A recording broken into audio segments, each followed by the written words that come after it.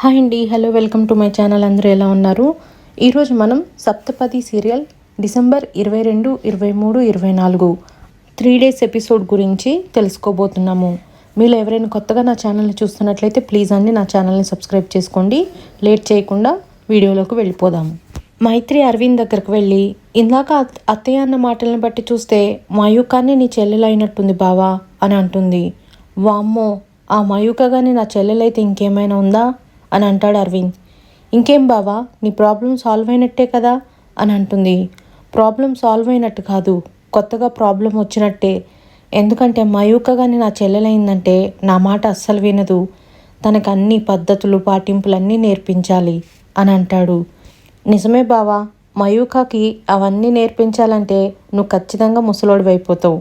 కాదు, నువ్వు ముసలోడు కాకూడదు బావా, నువ్వు ఇలాగే ఉండాలి. కానీ నిన్ను చేసుకునే పెళ్ళాం మాత్రం తొందరగా ముసలిది కావాలి అని అంటుంది. ఏ ఆగు, ఏంటి నన్ను తెగతాలు చేస్తున్నావు? నీ పని చెప్తానుండు అంటూ అరవింద్ మైత్రి వెనకే పరిగెత్తుతాడు. మైత్రి అరవింద్కి దొరకకుండా అలా పరిగెత్తుతూ ఉంటుంది. అప్పుడే అరవింద్ అక్కడున్న వాటర్ మైత్రి మీద చల్లుతాడు. మైత్రి కూడా నా మీదే వాటర్ చల్లుతావా అంటూ అరవింద్ మీద చల్లుతుంది. అలా ఇద్దరు వాటర్ చల్లుకుంటూ ఉండగా సరిగ్గా అదే సమయానికి పుల్లయ్య, జేపీ మాట్లాడుకుంటూ అక్కడికి వస్తారు. అరవింద్ వాటర్ బకెట్ తీసుకొని మైత్రి మీద కొట్టాలని మైత్రి వెనకే పరిగెత్తుతాడు. మైత్రి వెళ్ళి పుల్లయ్య చాటున దాక్కుంటుంది.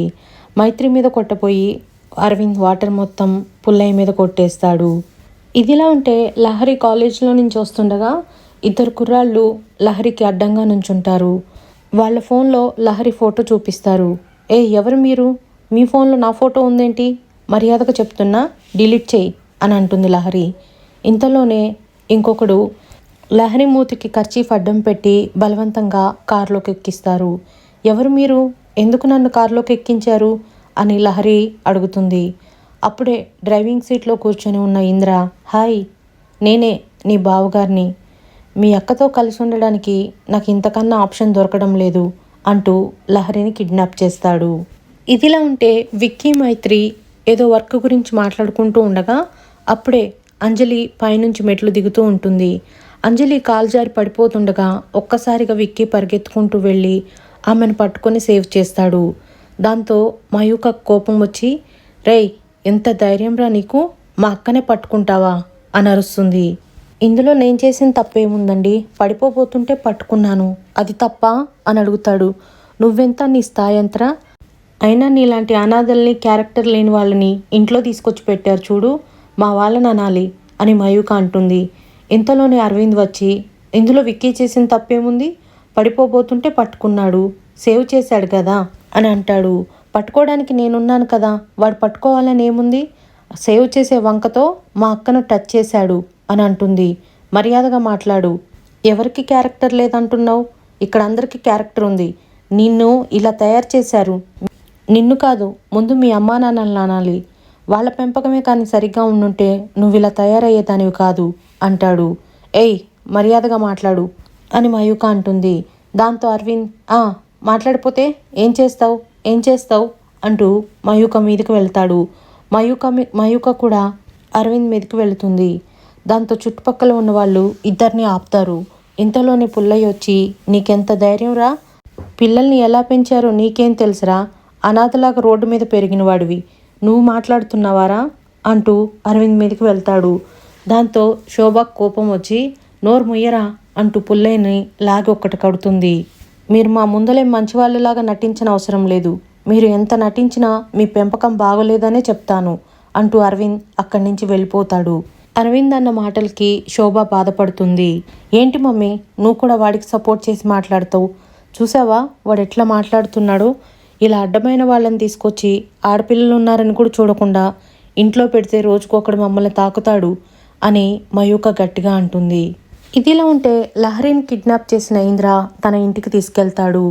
ఒక రూమ్లో బంధించి పెడతాడు.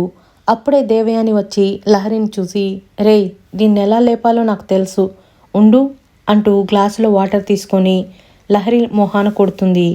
దాంతో లహరి స్పృహలోకి వచ్చి చుట్టూ చూస్తుంది. ఏంటి, దేనికోసం వెతుకుతున్నావు? దీనికోసమేనా అంటూ దేవయాని తన చేతిలో ఉన్న ఫోన్ చూపిస్తుంది. ప్లీజ్ నా ఫోన్ నాకు ఇచ్చేయండి అంటుంది లహరి. ఇస్తాను, మేము చెప్పినట్టు వింటే ఫోన్ ఇస్తాను, అలాగే మేము చెప్పినట్టు బుద్ధిగా ఉంటే ముద్దుగా చూసుకుంటాను, లేదు అంటే చంపేస్తాను అనగానే లహరి సైలెంట్గా కూర్చుండిపోతుంది. అరే, నీ పెళ్ళానికన్నా నీ మరదలే మేల్రా, చెప్పిన మాట చక్కగా వింటుంది అంటుంది దేవయాని. అయితే ఏం చేద్దాం మమ్మీ, పెళ్ళాన్ని మార్చేసేనా, దానికి బదులు దీన్ని చేసుకోనా, ఎలాగో అది విసిరిన తాళి కూడా ఇక్కడే ఉంది కదా అని ఇంద్ర అంటాడు. దాంతో లహరి భయపడుతుంది. నువ్వేం అంత భయపడకలే, నేను అంత ఈజీగా మీ అక్కని ఎలా వదులుతాను, మీ అక్క మీద నేను పగ తీర్చుకుందే వదలను, మీ అక్క నాతో కాపురం చేసేదాకా నేను వదిలిపెట్టను అంటాడు ఇంద్ర. మా అక్క సచ్చిన కాపురం చేయదు నీతోటి అంటుంది లహరి. అందుకే కదా నిన్ను కిడ్నాప్ చేసింది, మీ అక్క కంటే నువ్వంటేనే ఎక్కువ ఇష్టం, అందుకే ఇప్పుడు నేను నిన్ను కిడ్నాప్ చేసింది. నిన్ను కిడ్నాప్ చేశానని తెలిస్తే మీ అక్క తనంతట తానే నాతో వచ్చి కాపురం చేస్తుంది. ఇప్పుడే నేను మీ ఇంటికి వెళ్తున్నాను, అక్కడ నాకు జరిగే మర్యాదలు బట్టే ఇక్కడ నీకు మర్యాదలు జరుగుతాయి అని చెప్తాడు. నువ్వు వెళ్ళు మా ఇంటికి, వాకిట్లో నుంచి మా అక్క నిన్ను మెడపట్టి బయటకు నెట్టేస్తుంది అంటుంది లహరి. చూస్తావుగా నువ్వే, మెడపట్టి నన్ను బయటకు నెట్టేస్తుందో, చేయి పట్టుకొని లోపలికి బెడ్రూమ్లోకి తీసుకెళ్తుంది, నువ్వే చూస్తావుగా అంటాడు. రే, ఇది ఇక్కడున్న సంగతి నీ పెళ్ళాం ఎట్లా నమ్ముతుందిరా, అది అసలే అనుమానం పక్షి అంటుంది దేవయాని. అయితే ఏం చేయమంటావమ్మా అని అడుగుతాడు ఇంద్ర. ఒక పని చేయరా, ఎందుకైనా సరే ఒకసారి దీని వీడియో తీసుకొని వెళ్ళి నీ పెళ్ళానికి చూపించు, ప్రూఫ్ కోసం, అప్పుడైనా నమ్ముతుంది అని చెప్పగానే ఇంద్ర లహరి వీడియో తీసుకుంటాడు. ఇదిలా ఉంటే కస్తూరి ఇంటి బయట నిలబడి లహరి కోసం వెయిట్ చేస్తూ ఉంటుంది. ఇంతలోనే ఆనందరావు వచ్చి, ఏంటి మైత్రి కోసం వెయిటింగా అని చెప్తాడు. లేదండి, లహరి కోసం అని అంటుంది. అప్పుడే ఆనందరావు తల్లి వచ్చి, పెద్ద గొర్రె ఏ దారిలో నడిస్తే చిన్న గొర్రె ఆ దారిలోనే నడుస్తుంది అని చెప్తుంది. అంటే ఏంటి అని అడుగుతాడు ఆనందరావు. నీ పెద్ద కూతురు ఎలా నడుస్తుందో నీ చిన్న కూతురు కూడా అలానే నడుస్తుంది అని అంటుంది. నా కూతురు లేని దారి తప్పలేరు, చక్కగానే ఉన్నారు, అయినా ఇప్పుడు సమస్య అది కాదు, లహరి ఇంకా ఇంటికి రాలేదు అని అంటుంది కస్తూరి. నీ పెద్ద కూతురుని చూసే చిన్న కూతురు కూడా చెడిపోతుంది అని ఆనందరావు తల్లి అంటుంది. ఇంతలోనే కస్తూరి, ఒకసారి ఎందుకైనా మైత్రికి ఫోన్ చేయండి అని చెప్తుంది. ఎందుకు, ఆ ఇంద్ర మీద ఏదైనా అనుమానమా అని అడుగుతాడు ఆనందరావు. అలా కాదండి, మైత్రి దగ్గరికి ఏమైనా వెళ్ళిందేమో, ఒకసారి ఫోన్ చేయండి అని చెప్తుంది. ఇంతలోనే ఇంద్ర బ్యాగ్ తీసుకొని ఆనందరావు ఇంటికి వస్తాడు. ఇంద్రాని చూసిన ఆనందరావు కస్తూరి షాక్ అవుతారు. అమ్మమ్మ గారు, కొంచెం ఈ బ్యాగ్ పట్టుకోండి అని తన సంకలో ఉన్న బ్యాగ్ని ఆనందరావు తల్లికిచ్చి, నన్ను ఆశీర్వదించండి అమ్మమ్మ గారు అని కాళ్ళు మొక్కుతాడు. ఆనందరావుకి కోపం వచ్చి వాళ్ళ అమ్మ చేతిలో ఉన్న బ్యాగును తీసుకొని ఇసిరి కొడతాడు. మళ్ళీ ఇంద్ర వెళ్ళి ఆ బ్యాగ్ తీసుకుని వచ్చి, ఎందుకు మామయ్య గారు నన్నంత చీతరించుకుంటున్నారు, నేను మారిపోయాను, తిరిగి నా కాపురం నిలబెట్టుకుందామని మీ ఇంటికి వచ్చాను, ఇక్కడే వారం రోజులు ఉండిపోతాను అని చెప్తాడు. వీల్లేదు, నువ్వు ఉండటానికి నేను ఒప్పుకోను, మర్యాదగా ఇక్కడి నుంచి వెళ్ళిపో అని ఆనందరావు అంటాడు. లేదు మామయ్య గారు, నా పాపాలన్నీ పోవాలని గంగలో స్నానం చేసి మరీ వచ్చాను, ఇక మీదట నేను ఎలాంటి తప్పు చేయను, నా భార్య విలువ తెలుసుకున్నాను, అందుకే ఇక్కడే ఉండిపోతాను అని చెప్తాడు. గంగలో మునిగినంత మాత్రాన నీ పాపాలు పోవు, తిరిగి గంగకే పాపాలు చుట్టుకుంటాయి, మర్యాదగా ఇక్కడి నుంచి వెళ్ళు అని కస్తూరి కూడా అంటుంది. ఇంతలోనే ఆనందరావు తల్లి, తన తప్పు తాను తెలుసుకొని కాపురం చేస్తానని వస్తే ఎందుకు అలా అంటున్నారా, నీ కూతురు కాపురం నిలబెట్టడం నీకు ఇష్టం లేదా అని అంటుంది. అమ్మా, వీడి గురించి నీకు తెలీదు, వీడు జిత్తులు మారిన నక్క, నువ్వు సైలెంట్గా ఉండు, రేయ్ మర్యాదగా నువ్వు ఇక్కడి నుంచి వెళ్ళిపోరా అని ఆనందరావు అంటాడు. దాంతో ఇంద్ర తన మొబైల్లో ఉన్న వీడియోని చూపిస్తాడు. ఏం చేసావురా, నా కూతుర్ని ఏం చేసావు, కిడ్నాప్ చేసావా అని అడుగుతాడు. లేదు, నా ఇంట్లోనే భద్రంగా పెట్టుకున్నాను, నేను ఒక వారం రోజులు ఇక్కడ ఉంటాను, నన్ను మీరు ఎలా చూసుకుంటే అక్కడ మీ కూతుర్ని అలా చూసుకుంటాను, ఏం చేయను, నాకు ఇంతకన్నా వేరే ఆప్షన్ దొరకలేదు, మీరు నన్ను ఇంట్లో ఉంచుకోమంటే ఉంచుకుంటారా చెప్పండి, అందుకే ఇలా చేశాను అని చెప్పగానే ఆనందరావుకి కోపం వచ్చి ఇంద్ర కాలర్ పట్టుకుంటాడు. సరిగ్గా అదే సమయానికి ఇరుగు పొరుగు వాళ్ళు రావడం చూసి వదిలేస్తాడు. ఇంతలోనే పక్కింటి వాళ్ళు వచ్చి, ఏంటి కస్తూరి, మమ్మల్ని చూసి కూడా మొహం తిప్పేసుకుంటున్నావు, అస్తమానం మీ ఇంటికి పప్పుకి ఉప్పుకి వస్తున్నామనా, ఇప్పుడు అందుకోసం కాదులే వచ్చింది. కొత్తగా చీరలు వచ్చాయంట, వెళ్ళి కొనుక్కుందాం, వస్తావా అని అడుగుతారు. నాకు ఇంట్రెస్ట్ లేదు, మీరు వెళ్ళండి అని కస్తూరి అంటుంది. అదేంటి అత్తయ్య అలా అంటావు, వెళ్ళిరాపో, నేను కొనిస్తాను కదా అని అంటాడు ఇంద్ర. అప్పుడే పక్కింటి వాళ్ళు చూసి, ఏంటి అల్లుడు బాబా, ఎప్పుడొచ్చారు బాబు అని అడుగుతారు. ఇప్పుడే వచ్చాను పిన్ని గారు, నన్ను చూడాలని మైత్రి తెగ గోలు చేస్తుంది. ఒక వారం రోజులు మా ఇంట్లో వచ్చి ఉండమని అత్తయ్య మామయ్య కూడా ఒకటే ఫోన్లు. ఇదిగో ఇప్పుడే బ్యాగ్ తీసుకొని వచ్చేసాను అని చెప్తాడు. ఇప్పుడు కదా కస్తూరి మీ ఇంటికి అసలైన కళ వచ్చింది, అల్లుడు బాబుని బాగా చూసుకోండి, చాలా మంచివాడు మీ అల్లుడు అని అంటారు పక్కింటి వాళ్ళు. పిన్నిగారు మాకు ఒక ఫ్యామిలీ ఫోటో తీయరా అని ఇంద్ర ఫోన్ని పక్కింటి ఆవిడకి ఇస్తారు. దాంతో పక్కింటి ఆవిడ ఫ్యామిలీ ఫోటో తీస్తుంది. ఎలాగో ఒక వారం రోజులు ఇక్కడే ఉంటాను, అప్పుడప్పుడు వస్తూ ఉండండి పిన్నిగారు, నాకు కూడా కొంచెం టైంపాస్ అవుతుంది అని చెప్తాడు. తప్పకుండా అల్లుడు బాబు అంటూ పక్కింటి వాళ్ళు వెళ్ళిపోతారు. సరే మావయ్య, నేను గదిలో వెయిట్ చేస్తూ ఉంటాను, మైత్రి రాగానే గదిలోకి పంపించండి అని చెప్పి ఇంద్ర లోపలికి వెళ్తాడు. ఇదిలా ఉంటే అరవింద్ ఒంటరిగా కూర్చొని మయూక విక్కీనన్న మాటలు గుర్తు చేసుకుంటూ అసలు తప్పంతా నాదే, నేను ఇక్కడ ఉండకుండా ఉండాల్సింది అని అనుకుంటాడు. ఇంతలోనే మైత్రి వచ్చి, అవును నీదే తప్పు అని అంటుంది. అదేంటి మధ్యలో నేనేం చేశాను అని అడుగుతాడు. మయూక ఏదో మాట్లాడింది సరే, నువ్వు కావాలంటే మయూకాన్ని తిట్టాలి కానీ ఎందుకు మీ పిన్నిని తిడుతున్నావు, మీ పెంపకం బాగలేదు అది ఇదని మాటలు ఎందుకు అన్నావు, పెంపకం బాగలేదే 3 పిల్లల్ని పెంచుతుందా తను, కొంచెం చూసుకొని మాట్లాడాలి కదా, నీ కోపం మయూక మీద అయితే మయూక మీద చూయించు, అనవసరంగా మీ పిన్ని మీద ఎందుకు మాట్లాడుతున్నావు అని అంటుంది. నిజమే మరి, నేను అన్నదానిలో తప్పేముంది, ఆవిడ గారి పెంపకమే సరిగ్గా ఉండుంటే ఆ అమ్మాయి అలా రెచ్చిపోయేది కాదు కదా అంటాడు. మళ్ళీ అదే తప్పు చేస్తున్నావు అరవింద్, తన పెంపకమే బాగలేకపోతే 3 పిల్లల్ని ఎలా పెంచుతుంది, వాళ్ళల్లో నీ చెల్లెలు కూడా ఉంది, అది గుర్తుపెట్టుకో అని అంటుంది మైత్రి. నా చెల్లెలైతే అలా మాట్లాడదు అని అంటాడు. ఎందుకు మాట్లాడదు అని అడుగుతుంది మైత్రి. ఎందుకంటే నా చెల్లెల్లో ఉంది మా అమ్మ రక్తం అని అంటాడు. మీ చెల్లేదో అంజలి అయినట్టే కన్ఫర్మ్ చేసుకొని మాట్లాడుతున్నావు ఎందుకు, మీ చెల్లి మయూక కూడా కావచ్చు కదా, అయినా రక్తాన్ని బట్టి మాటలు పెంపకాన్ని బట్టి మాటలు ఉండవు అరవింద్, అది వాళ్ళ ప్రవర్తనలు బట్టి వస్తాయి, ఇక మీదట ఎప్పుడు అత్తయ్యతో అలా మాట్లాడకు అని చెప్తుంది. అలా ఇద్దరూ మాట్లాడుకుంటూ ఉండగా ఇంతలోనే ఆనందరావు మైత్రికి ఫోన్ చేసి, అమ్మ మైత్రి ఎక్కడున్నావు అని అడుగుతాడు. బావ దగ్గర ఉన్నాను నాన్న, ఏంటి కంగారు పడుతున్నట్టున్నారు అని అడుగుతుంది. అలాంటిదేం లేదమ్మా, ఒకసారి నువ్వు అర్జెంటుగా ఇంటికి రా అని చెప్పి ఫోన్ కట్ చేస్తాడు. సరే బావా, నాన్న ఫోన్ చేశాడు, నేను ఒకసారి ఇంటికి వెళ్ళొస్తాను అని మైత్రి ఇంటికి బయలుదేరుతుంది.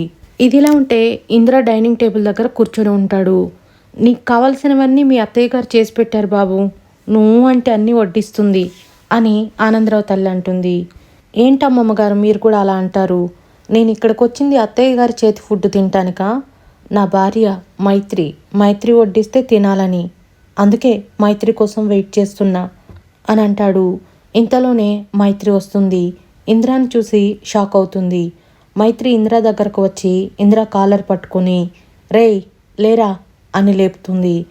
మన ఇంటికి గడప తొక్కడానికి కూడా అర్హత లేని వీణ్ణి ఇంట్లో కూర్చోపెట్టి మరీ భోజనం పెడుతున్నారా అని అడుగుతుంది. ఇంతలోనే ఆనందరావు తల్లి, నీ భర్త ఇంతకు ముందులా కాదే, మారిపోయాడు, ఆ మొహంలో వెలుగు చూడు, ఎంత కళ ఉందో చూడు, చాలా మారిపోయాడే, నీకోసం ఇక్కడ ఉండడానికి వచ్చాడు అని చెప్తుంది. వీడు మారిపోయాడంటే మీరు నమ్ముతారేమో, నేను నమ్మను, వీడెప్పటికీ మారడు అని మైత్రి అంటుంది. మర్యాదగా వెళ్ళురా ఇక్కడి నుంచి అని చెప్తుంది. నేను ఇక్కడి నుంచి వెళ్ళడానికి రాలేను బంగారం, ఒక వారం రోజులు నీతో పాటు ఇక్కడే ఉండి సంసారం చేద్దామని వచ్చాను అని చెప్తాడు. నీ మొహం చూడటానికే నాకు అసహ్యం, అలాంటిది నీతో సంసారం చేస్తాను అనుకుంటున్నావా, ఎలా అనుకుంటున్నావురా అని అడుగుతుంది. నాకు తెలుసు బంగారం నువ్వు అలా అంటావని, అందుకే వేరే దారి లేక అని లహరి వీడియో చూపిస్తాడు. ఏంటి లహరిని కిడ్నాప్ చేశావా అని అడుగుతుంది. కిడ్నాప్ చేయలేను, నా కస్టడీలోనే సేఫ్గా ఉంచాను, నువ్వు నన్ను ఎలా ట్రీట్ చేస్తే తను అక్కడ అలా సేఫ్గా ఉంటుంది అని అంటాడు. ఇప్పుడే నేను పోలీస్ కంప్లైంట్ చేస్తా అని ఫోన్ తీసుకొని పోలీసులకు ఫోన్ చేస్తుండగా, చేయి నువ్వు ఇక్కడ ఫోన్ చేసావంటే అక్కడ నీ చెల్లి ప్రాణాలు పోతాయి అని అంటాడు. దాంతో మైత్రి భయపడి ఫోన్ కట్ చేస్తుంది. అసలు నీకు ఇప్పుడేం కావాలి అని మైత్రి అడుగుతుంది. చెప్పాను కదా, ఒక్క వారం రోజులు, ఆ వారం రోజులు నువ్వు నన్ను చాలా ప్రేమగా చూసుకోవాలి. నువ్వు నన్ను ఎంత ప్రేమగా చూసుకుంటే మా వాళ్ళు మీ చెల్లిని అంత ప్రేమగా చూసుకుంటారు అని చెప్తాడు. ఏంటమ్మా మైత్రి, వీడిని ఒక్కరోజు భరించడమే కష్టం, అలాంటిది వారం రోజులంటే నువ్వెలా భరిస్తావు అని కస్తూరి అంటుంది. భరించాలి అత్తయ్య, భరించాలి. నేను భరిస్తాలేనా? అందరూ పెళ్ళాం వదిలిపోయింది, చేతగానివాడు అని ఎన్ని మాటలు అంటున్నారు, అన్నీ నేను భరిస్తలేనా? అలాగే మీరు కూడా భరించాలి. అయినా వారం రోజులు ఇక్కడే నేను మైత్రితో పాటు తన గదిలోనే ఉన్న తర్వాత మా ఇద్దరి మధ్య ఏం జరగలేదు, సంసారం చేయలేము అంటే ఎవ్వరూ నమ్మరు. కాబట్టి నాకు అది చాలు. అందుకోసమే నేను ఇక్కడ ఒక వారం రోజులు ఉంటాను. నీకు విషయం చెప్పనా మైత్రి? ఇందాకే మీ పక్కింటి పంకజం ఆంటీ వచ్చింది. నేను వచ్చిన విషయం తను చూసింది. ఇక ఇప్పుడు వెళ్ళి ఈ పాటికి వీధులు అందరికీ టామ్ టామ్ చేసి ఉంటుంది. ఇంకా ఆ తర్వాత నీ ఇష్టం అంటాడు. అసలు ఇంతకు నువ్వు మా చెల్లెల్ని కిడ్నాప్ చేసావని ప్రూఫ్ ఏంటి అని అడుగుతుంది. నాకు తెలుసు బంగారం, నువ్వు ఇలా అడుగుతావని. నీకు లైవ్ ప్రూఫ్ కావాలన్నమాట. సరే ఉండు ఇప్పుడే అని మళ్ళీ వీడియో కాల్ చేసి తన గూండాలతో లహరిని చూయించమని చెప్తాడు. వాళ్ళు లహరికి వీడియో కాల్లో చూపిస్తారు. అక్క ప్లీజ్ అక్క, నాకు చాలా భయంగా ఉంది, నన్ను కిడ్నాప్ చేశారు, నన్ను సేవ్ చేయక్క అని లహరి ఏడుస్తూ ఉంటుంది. ఆ తర్వాత ఇంద్ర ఫోన్ కట్ చేస్తాడు. చెప్పు, నా చెల్లెల్ని ఏం చేయకు, నేనేం చేయాలి చెప్పు అని అడుగుతుంది. ఏం లేదు బంగారం, నువ్వు నా దగ్గర భార్యలాగా నడుచుకోవాలి, నాకు నీ మనసులో భర్త స్థానం ఇవ్వాలి అంటాడు.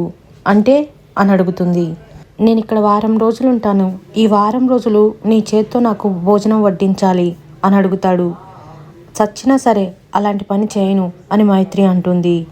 దాంతో సరే చేయకు, నువ్వు నన్ను ఇక్కడ ఎలా ట్రీట్ చేస్తే అక్కడ నీ చెల్లెని నేను అలా చూసుకుంటాను, ఒక్కసారి నీ చెల్లెలి పరిస్థితి ఏంటో ఊహించుకో అని అంటాడు. దాంతో మైత్రి వద్దు, నా చెల్లెల్ని ఏం చేయొద్దు, నీకు భోజనం పెట్టడమే కదా కావాల్సింది, పద వడ్డిస్తాను అని అంటుంది. లేదు బంగారం, ఇప్పుడు నువ్వు నాకు నీ చేత్తో కలిపి గోరుముద్దలు తినిపించాలి అని అడుగుతుంది. ఏంటి నాటకాలు చేస్తున్నావా? ఇందాక వడ్డించమన్నావు, ఇప్పుడు గోరుముద్దలు పెట్టమంటున్నావు, ఏమనుకుంటున్నావు అసలు నువ్వు అని అడుగుతుంది. ఇందాక నేను చెప్పినప్పుడే నువ్వు వడ్డించనుంటే నేను ఇది అడగకపోవు, నువ్వు వడ్డించలేవు కదా, అందుకు పెనాల్టీ. దా నాకు గోరుముద్దలు తినిపించు, లేదంటే అక్కడ నీ చెల్లెల పరిస్థితి ఏమవుతుందో ఊహించుకో అని అంటాడు. దాంతో మైత్రికి వేరే ఆప్షన్ లేక ప్లేట్లో అన్నం పెట్టి కలిపి ఇంద్ర నోటి దాకా తీసుకొస్తుంది. ఇక తన మనసు ఒప్పుకోక ముద్దను వదిలేసి, నీకు అన్నం తినిపించే ప్రసక్తే లేదు, ఇష్టమైతే తిను లేకపోతే లేదు అంటూ లోపలికి కోపంగా వెళ్ళిపోతుంది. ఏం పర్లేదు అమ్మమ్మ గారు, మొదటి రోజు కదా అందుకే కాస్త ఇబ్బంది పడుతున్నట్టుంది, ఇంకెలాగో నేను ఇక్కడ ఒక వారం రోజులు ఉంటానుగా, ఈ వారం రోజుల్లో తనే తినిపిస్తుందిలే అని మైత్రి కలిపిన అన్నం, అబ్బా మా ఆవిడ కలిపిన అన్నం ఎంత టేస్ట్గా ఉందో అనుకుంటూ తింటాడు.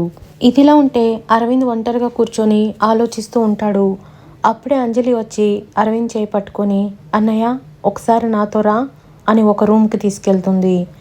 ఆ రూమ్లోకి వెళ్ళాక లైట్ ఆన్ చేయగానే ఆ రూమ్లో అన్నీ అరవింద్ ఫొటోస్ కనిపిస్తాయి.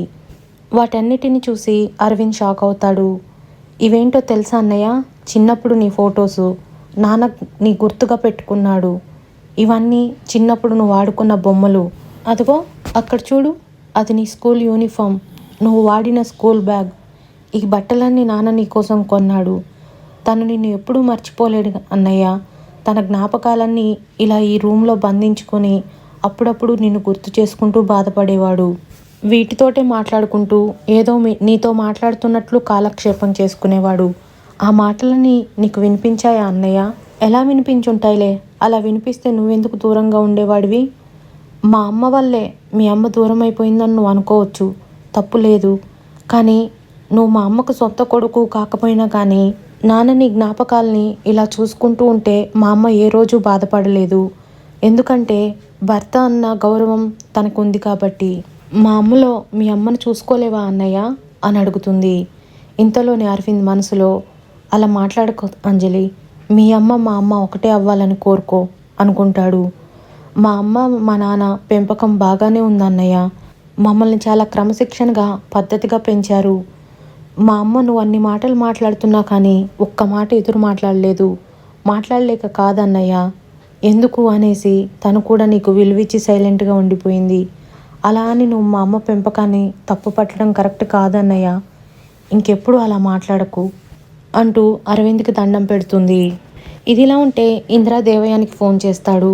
ఏమంటుంది నా ముద్దుల మరదలు అని అడుగుతాడు. ఏమంటది, గుడ్లగూపులాగా నన్నే గుడ్లు మిటకరించుకొని చూస్తుందిరా అని చెప్తుంది. ఏడుస్తుందా అని అడుగుతాడు.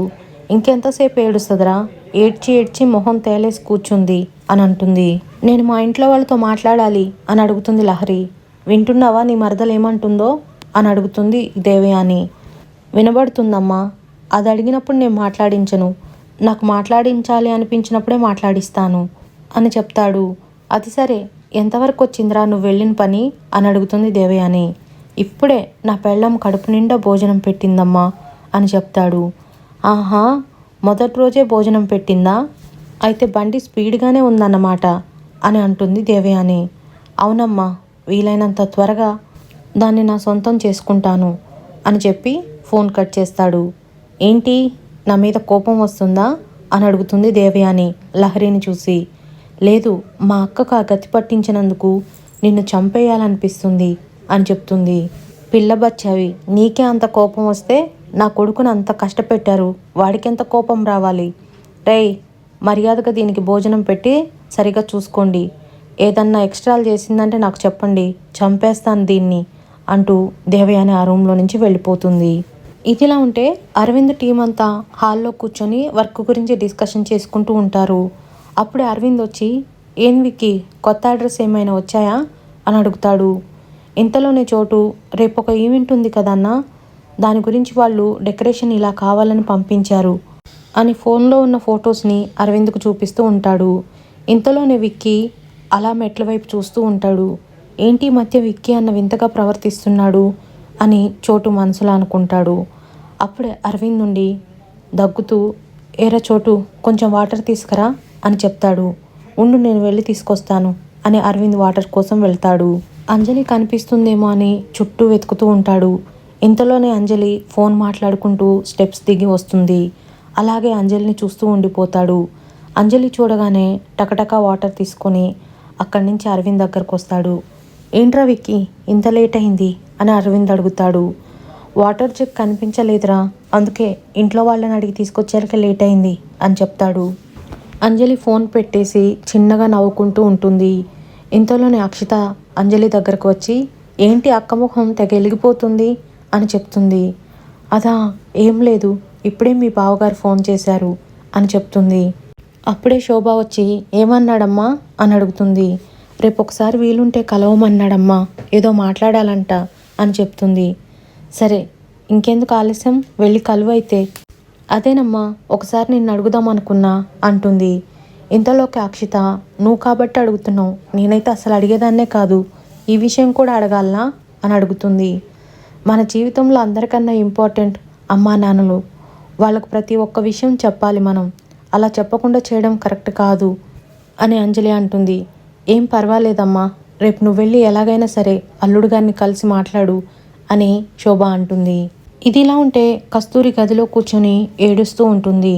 అప్పుడే మైత్రి వెళ్ళి, అమ్మా ఏమైందమ్మా, ఎందుకు అలా ఏడుస్తున్నావు అని అడుగుతుంది. కన్న కూతురు కనిపించకుండా ఉంటే ఎలా ఏడవకుండా ఉండగలను అని అంటుంది.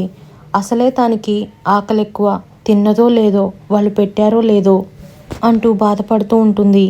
నాకు ఒక్కసారి దాంతో మాట్లాడాలనిపిస్తుంది, ఒకసారి ఫోన్ చేయండి అని ఆనందరావుకి అడుగుతుంది. ఆ మూర్ఖుడికి ఎన్నిసార్లు అడిగినా వాడు ఫోన్ చేయట్లేడు కదా, నేనేం చేయను కస్తూరి అని అంటాడు. ఇంతలోనే మైత్రి, కంగారు పడకమ్మా, లహరికి ఏం కాదు, నేనే ఏదో ఒకటి ఆలోచిస్తాను అని చెప్తుంది. ఇంతలోనే ఆనందరావు అమ్మొచ్చి, రేయ్, ఎంతైనా వాడు నీకు అల్లుడు, వాడిని అలా మర్యాద లేకుండా మాట్లాడకండ్రా అని అంటుంది. అమ్మా, నువ్వు అసలు మాట్లాడకు, వాడు ఎలాంటోడో మాకు బాగా తెలుసు అని అంటాడు ఆనందరావు. అయినా నువ్వేంటి, వచ్చినప్పటి నుంచి చూస్తున్నా వాడికి సపోర్ట్ చేస్తున్నావు అని అడుగుతుంది మైత్రి తన నానమ్మని. సపోర్ట్ చేయడం కాదే, ఏ విషయంలోనైనా మొండిగా ఉండకూడదు, మనిషి అన్నాక కాస్త పట్టు విడుపు ఉండాలి. వాడు నీతో సంసారం చేద్దామని వచ్చాడు, మనసు మార్చుకొని వచ్చాడు, అతన్ని అర్థం చేసుకొని అతనితో మెలిగి ఉండు అని చెప్తుంది. ఆ తర్వాత ఏం జరిగిందనేది నేను నెక్స్ట్ పార్ట్లో వివరిస్తాను. ఇది ఈ 3 డేస్ ఎపిసోడ్ విని ఎంజాయ్ చేయండి.